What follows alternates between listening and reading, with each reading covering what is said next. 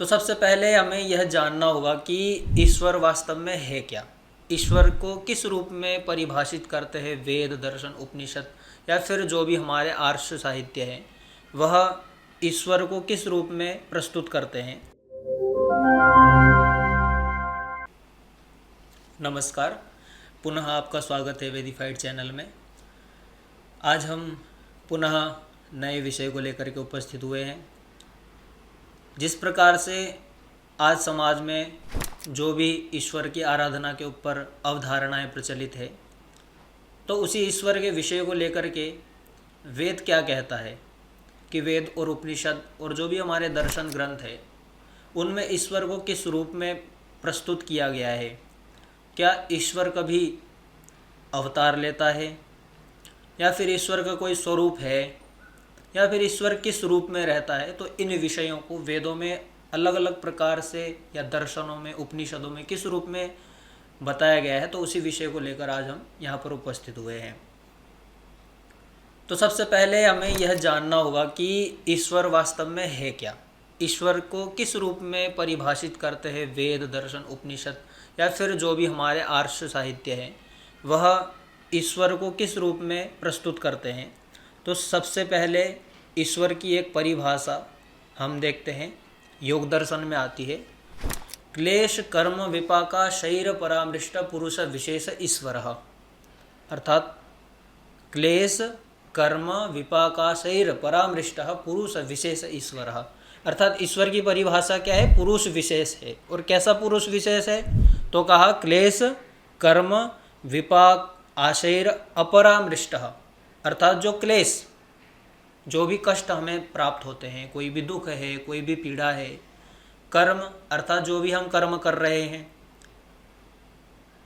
विपाक अर्थात कर्म का जो फल है, अर्थात जो हम कर्म कर रहे हैं उसका जो फल प्राप्त होता है उसको कहेंगे विपाक।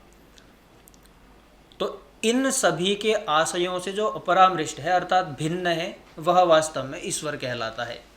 तो आप अपने विवेक से स्वयं चिंतन कर सकते हैं कि जो अवतार लेता है या फिर कोई शरीर विशेष धारण करता है, तो उसके जीवन में क्लेश भी आएंगे, उसको कर्म भी करने पड़ेंगे, और कर्म करेगा तो उसको कर्म के फल भी अवश्यमेव भोगने पड़ेंगे, क्योंकि यह सीधा सा सिद्धांत है, अवश्यमेव भोक्तव्यम कृतम कर्म शुभाशुभम। चाहे आप शुभ कर्म करें चाहे अशुभ कर्म करें, उनको आपको फल भोगना पड़ता है। तो ये जो है ईश्वर की परिभाषा योग दर्शनकार ने बड़ी अच्छे रूप में दी है। क्लेश कर्म विपाका शरीर परामृष्ट पुरुष विशेष ईश्वर। तो यह है ईश्वर की परिभाषा। अब ईश्वर किस रूप में है और वेदों में ईश्वर को किस रूप में बताया गया है। क्या वह अवतार लेता है, क्या वह शरीर धारण करता है, वह साकार है, निराकार है। तो इसके लिए सबसे पहले हम चलते हैं यजुर्वेद के पास।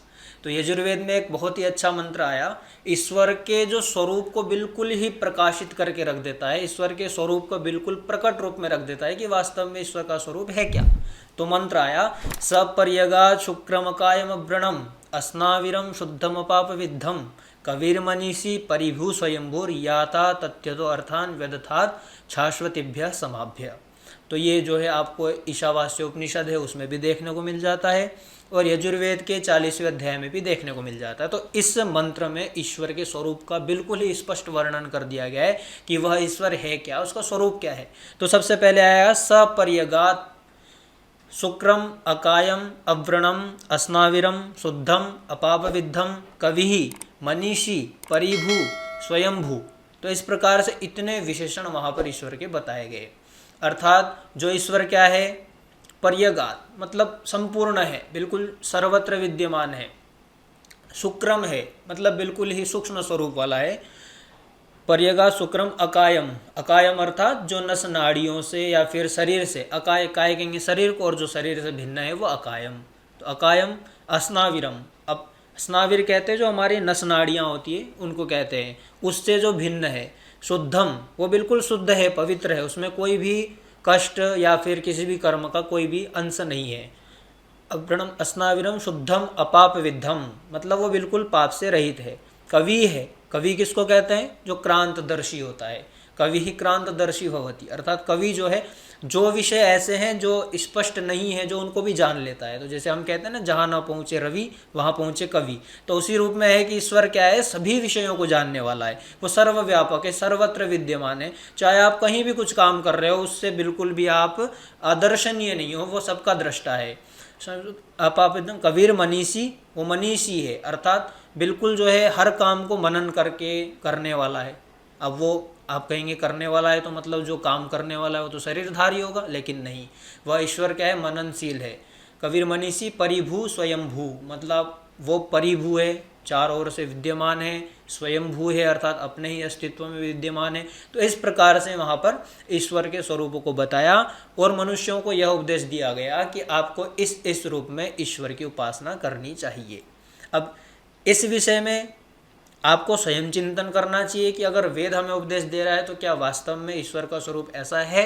तो वेद कह रहा है तो होगा ही, क्योंकि वो हमारा धर्म ग्रंथ है। और जो हम मानते हैं कि सबसे प्रथम जो हमारा धर्म ग्रंथ है वो वेद है, और हमें उसके अनुसार ईश्वर की उपासना में ध्यान लगाना चाहिए। अच्छा, आइए अब और ढूंढते हैं कि ईश्वर को लेकर के और कहाँ पर क्या कहा गया है। तो इसी यजुर्वेद में एक और मंत्र आया, न तस्य प्रतिमा अस्ति यस्य नाम महद्यशः हिरण्यगर्भ इत्येष मामा हिंसिदित्येषः, अर्थात न तस्य प्रतिमा अस्ति, उस ईश्वर की कोई भी प्रतिमा नहीं है, कोई भी प्रतिमान नहीं है, कोई भी उपमान नहीं है।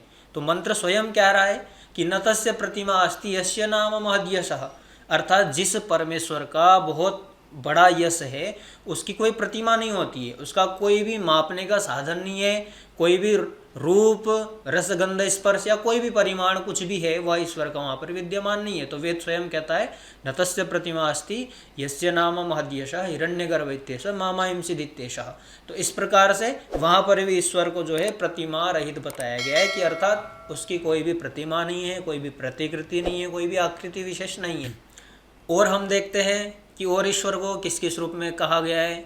तो एक और मंत्र इसी यजुर्वेद में आया कि प्रजापतिश्चरति गर्भे अंतर जायमानो बहुधा विजायते तस्य योनिम परिपश्यन्ति धीरा तस्मिन् हतस्थुर भुवनानि विश्वा, अर्थात वह परमात्मा कैसा है? तो कहा कि प्रजापतिश्चरति गर्भे अंतर जायमानो, अर्थात वह जो है गर्भ में स्थित रहता हुआ भी, जब बालक गर्भ में स्थित है तब भी वह जो है इसमें विचरण करता है।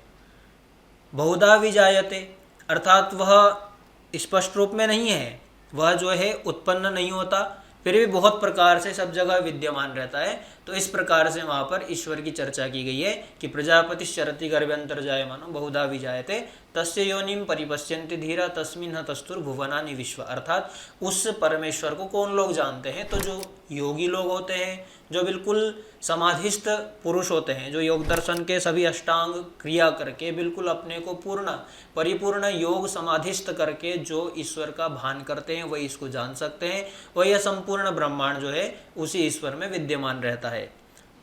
तो इस प्रकार से हमें ईश्वर की आराधना किस रूप में करनी चाहिए और वास्तव में ईश्वर का क्या स्वरूप है, ये तो केवल आपने 3-4 मंत्र का दर्शन किया है। अगर इसी विषय को आप वेद और दर्शन और उपनिषद के माध्यम से जानना चाहेंगे तो ये इतना विस्तृत व्याख्यान है, इतना विस्तृत इसमें वर्णन है, क्योंकि वेद का तो कार्य ही यही है कि ईश्वर के स्वरूप को बताना, ईश्वर की उपासना किस रूप में करें उसको बताना, और ईश्वर का स्वरूप किस रूप में है और आप कैसे प्राप्त कर सकते हैं धर्म अर्थ काम मोक्ष, 4 पुरुषार्थ चतुष्टयों की सिद्धि, यही तो हमें वेद दर्शन और उपनिषद समझाते हैं। तो अगर आप इस विषय में और अंदर जाना चाहें तो न जाने कितने ही मंत्र आपको चारों वेदों के, उपनिषदों के, दर्शनों के भंडार रूप में संग्रहित मिल जाएंगे, जिसमें ईश्वर के स्वरूप को वर्णित किया गया है। तो ये मैंने केवल जो है आपको 3-4 मंत्रों का दर्शन मात्र करवाया कि वास्तव में ईश्वर का स्वरूप वेदों में कैसा है और हमें किस रूप में ईश्वर की उपासना करनी चाहिए।